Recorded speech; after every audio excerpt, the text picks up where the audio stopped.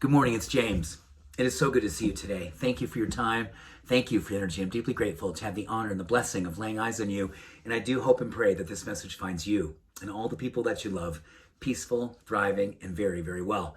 So this morning, the message I want to share with you is near and dear and deeply personal for me, but I have a feeling you are going to connect to it. I think every single one of us who's on the spiritual path, the path of personal development, any path when you're continually doing the work to fully live authentically.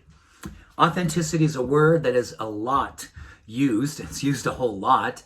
And especially these days, I think where people are really saying, I really want to live my life authentically. I want to show up authentically. I want to find my tribe. I want to find the people.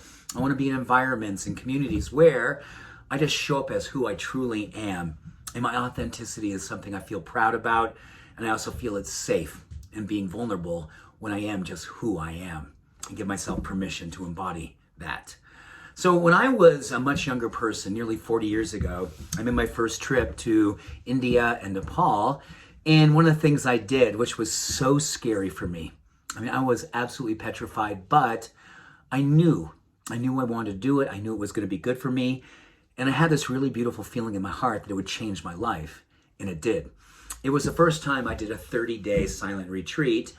And it was called the Datun. It's a Buddhist style of silent meditation. And for upwards of 10, 12, and 14 hours a day, I was either meditating sitting or doing a 1 or 2 hour walk in the woods, place silent, and just give myself permission to be with myself.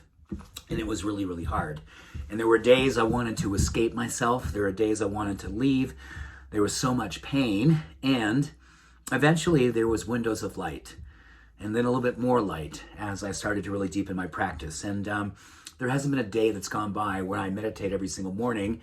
I find myself catching glimpses of that younger man, that boy, that scared little boy who was really looking to find his way. When I was done with the meditation experience after the 30 days of silence, we had a chance to again speak with the teachers, the monks who were leading the retreat.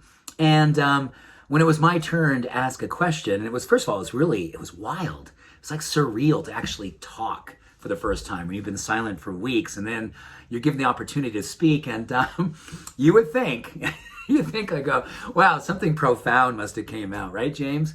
No, in fact, it was probably the complete opposite of profound. And when it was my turn to ask the question, I simply said, what do I do now? So honest, so all the things, right? That's it. That's all you had.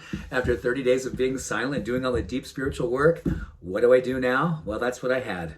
And the teacher who was there, the Rinpoche, took a long time, and he smiled at me and said, Jimmy, because that was how I called myself in those days. I called myself Jimmy.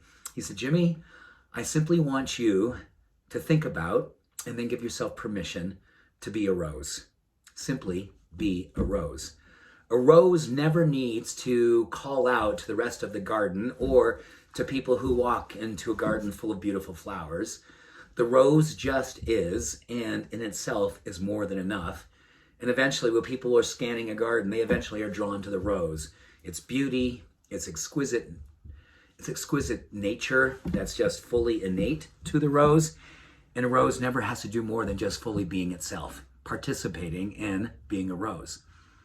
He went on to share with me, if you want to find your way in the spiritual life, eventually you're going to be met with the opportunity to fully claim who you are and authentically live up to what that looks like for you. How does it feel? When are you most peaceful? When are you most alive? When is love emanating from you? And that will be your authenticity. That will be when you are fully participating in your rose nature. I think anyone here in this community, all of us probably have had opportunities to consider, wow, what am I doing when I'm living authentically? Do I need to do more than fully just allowing myself to be who I am?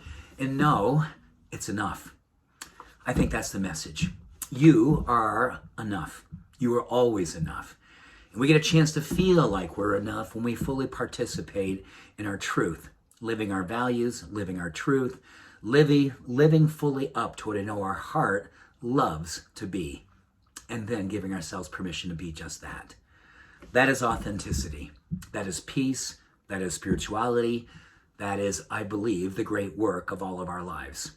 So my message to you, and of course to me, how is your rose nature?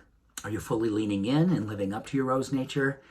And if there's work to do, I think there always is, give yourself permission to love the work, because absolutely what it means to love ourselves, loving our authenticity and fully participating in it.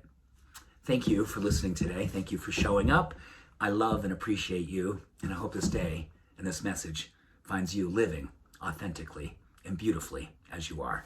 Talk to you soon. Much love. Bye for now.